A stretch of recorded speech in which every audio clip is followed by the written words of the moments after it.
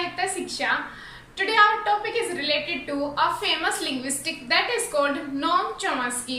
His full name is Avram Noam Chomsky and his birth on 1928 and still he is working on his field. तो let's begin. सबसे पहले हम बताएंगे कि उन्होंने किन किन चीजों में अपना कंट्रीब्यूशन दिया है. Okay, let's start. Firstly, I will tell you Noam Chomsky called father of modern linguistic. What is linguistic? Linguistic एक लैंग्वेज की स्टडी होती है जिसमें हम लैंग्वेज की एक्विजिशन को किस तरीके से उसको बोलते हैं, किन चीज़ों का यूज करते हैं, पूरी स्टडी होती है लैंग्वेज की.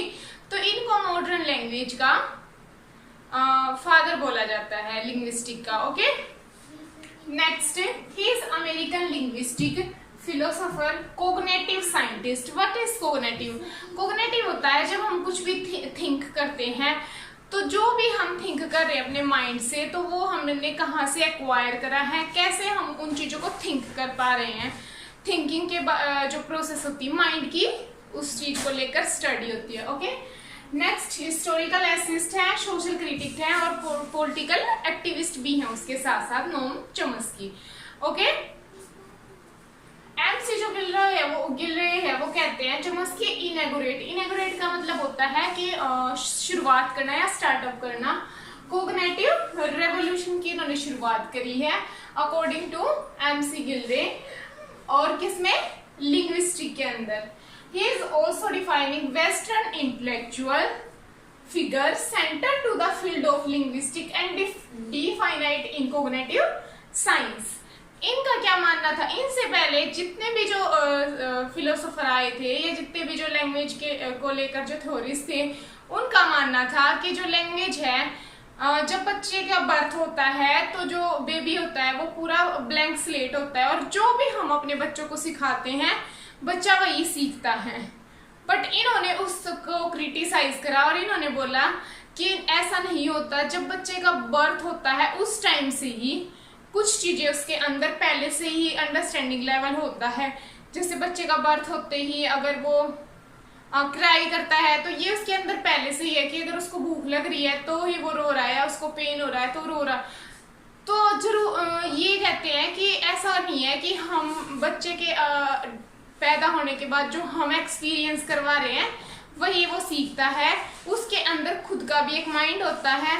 और इन्होंने बोला कि जो लेफ्ट साइड का जो माइंड होता है उसके अंदर कुछ ऐसी चीजें होती हैं जो बच्चे के पहले ही माइंड में होती हैं जब उसका बर्थ होता है. Okay, come to the next point.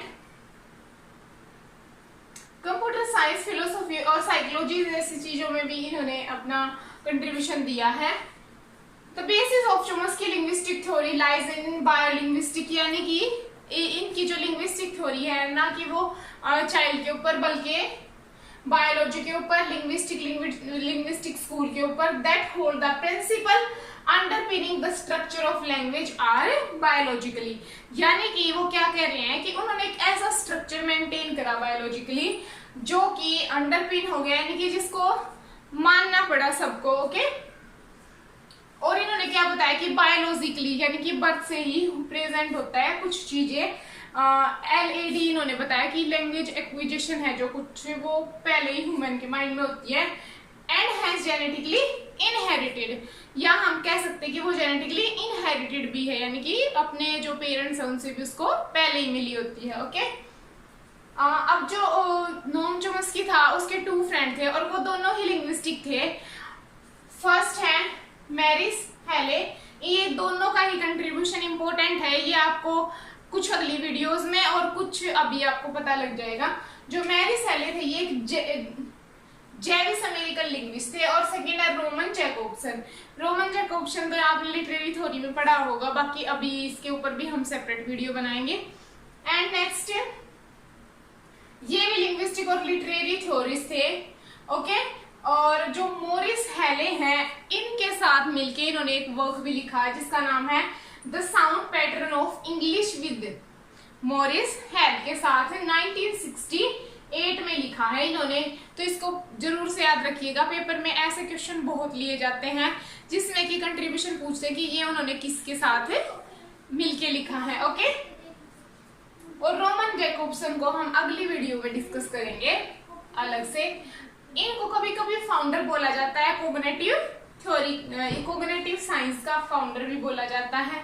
अब ये जितने भी जो बिहेवियरिस्ट थे, जो पहले ये बिलीव कर रहे थे कि बच्चे के अंदर पहले से चीजें नहीं होती, वो ब्लैंक स्लेट होता है, या कह रहे थे कि टैबुला रासा जो होता है, तो उन चीजों को लेकर इसने क्या बोला, जो एक और थ्योरिस्ट थे जिनका नाम था बीएफ स्किनर, तो 1959 में चोम्स्की ने पब्लिश करा एक रिव्यू।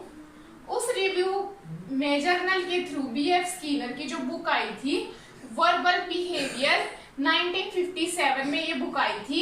इसमें इन्होंने आर्ग्यू करा स्किनर के व्यू को लैंग्वेज के अगेंस्ट, कि वो स्किनर इसमें कह रहे थे कि जैसा जैसा लोगों के बिहेवियर को जो बच्चा है वो देखता है, वैसे वैसे वो चीजें सीखता है, यानी कि सोशली लर्न करता है चीजों को। बट नोम चोम्स्की ने इनके जो व्यू थे उनको क्रिटिसाइज करा है। ओके, आई होप यहाँ तक आपको क्लियर हो गया होगा और आपको नोम चोम्स्की की थिंकिंग का भी पता लग गया होगा कि वो किस तरीके से सोचने वाले पर्सन हैं।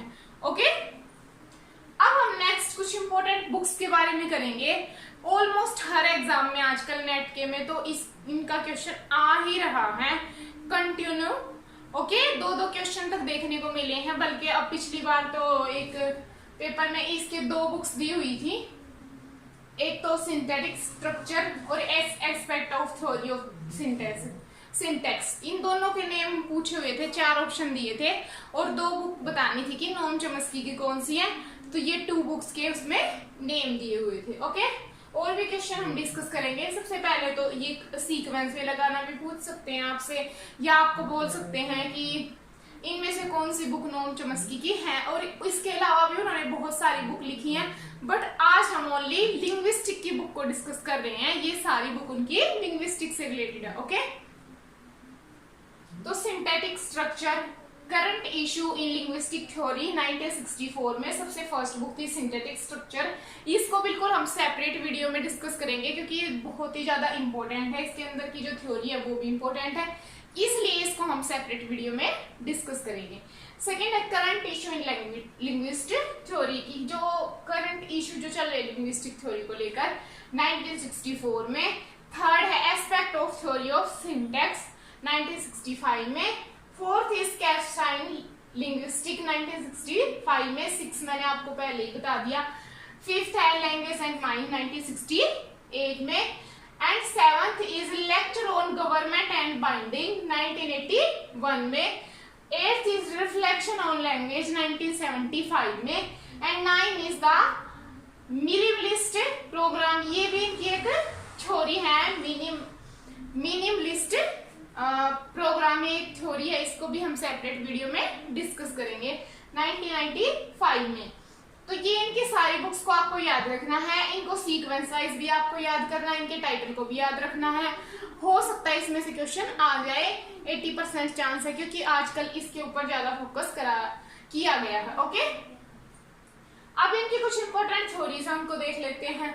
सबसे पहली जो इनकी थ्योरी है वो है लैंग्वेज एक्वाइजेशन, यानी कि लैंग्वेज कैसे एक्वायर करते हैं हम, इनको हम सेपरेट वीडियो में 1 बाय 1 डिस्कस करेंगे। सेकेंड है universal grammar. Third is journal language. वैसे ये बहुत डिफाइन करने वाली टर्म्स हैं, इनको हम ऐसे 1 मिनट में या एक उसमें नहीं डिफाइन कर सकते, स्टेप बाय स्टेप एक एक कंसेप्ट इनका क्लियर करना होगा हमें, उसके बाद ही हम क्या कर सकते हैं, इनको अच्छे से समझ सकते हैं। अभी के लिए अब आप इनके नेम को ही लर्न करें। Universal grammar, journal language, transformation grammar, synthetic, competence and performance, ये सारे इनके थ्योरीज के नाम है। और ये मैंने सेपरेट क्यों करवाए, क्योंकि थ्योरीज के नाम भी आए हुए हैं जो नोम चोम्स्की के साथ मैच करने थे। अभी मैं आपको एक क्वेश्चन कराती हूँ, आपको पता लग जाएगा कि कैसे क्वेश्चन इनके ऊपर आते हैं, जो पिछले 2020 में जो क्वेश्चन आ चुका नेट के पेपर में। Competence and performance linguistic term propose by, तो इसमें 4 ऑप्शन थे, तो ये किसने दिया, अभी मैंने ऊपर भी बताया, नोम चोम्स्की ने। Okay,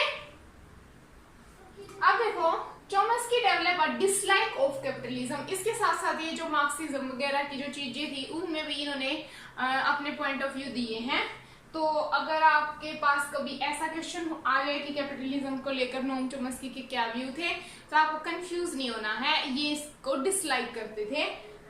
eight same time develop, और इसी टाइम इन्होंने डेवलप करी एक अलग टर्म, ये भी इंपॉर्टेंट है और ये आपको याद रखनी है, अथॉरिटाइजन सोशलिज्म। ये रिप्रेजेंट करती है इकोनॉमिक पॉलिटिकल सिस्टम को, freedom to speech, analyze to suggest everything, इन चीजों को, यानी कि जो दूसरों के ऊपर डिपेंड ना रहे। ओके, ये क्वेश्चन तो हमने कर लिया है।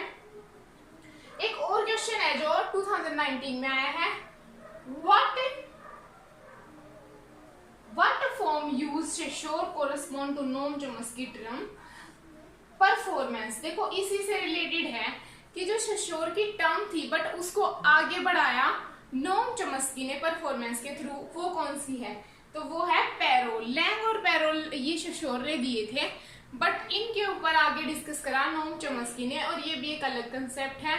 तो सारी थ्योरीज को हम एक सेपरेट वीडियो में, नेक्स्ट वीडियो में डिस्कस करेंगे, और इनके इंपॉर्टेंट वर्क्स को भी। तो अब आपको पता लगा कि क्यों मैंने ये इनको अलग अलग लिखा है, ताकि आपको अच्छे से समझ में आ जाए। अगर आप यहाँ इतना भी कर लेते हो तो ये मानो कि 70% तक नोम चॉम्स्की आपने पेपर के पॉइंट ऑफ व्यू से कर लिया है। ओके, अब देखो इनकी एक इंपॉर्टेंट कोट थी जो मुझे बड़ी अच्छी लगी, कैपिटलिज्म को ही लेकर है ये, तो इसलिए मैंने आपके साथ शेयर करी। Hundreds of billions of dollar, मतलब हजारों या बिलियंस डॉलर है स्पेंड करे जाते हैं एवरी ईयर, हर साल, to control the public mind. Public mind को कंट्रोल करने के लिए इतने सारे बिलियन डॉलर खर्च करे जाते हैं ताकि पब्लिक है वो कंट्रोल में रहे, चाहे वो मीडिया को कह लो आप, चाहे वो एडवर्टाइजमेंट के थ्रू कह लो, ठीक है, इन चीजों में। तो आप समझ ही गए होंगे कि इनका अंडरस्टैंडिंग लेवल कितना जबरदस्त था और किन किन चीजों के बारे में इन्होंने डिस्कस करा है। तो इस वीडियो में इतना ही। खुश रहिए, हंसते मुस्कुराते रहिए, आसपास सफाई रखें, अपनी सेहत का ध्यान रखें, और नेक्स्ट वीडियो में मिलते हैं इसकी थ्योरीज के साथ। तो thank you friends, thank you so much.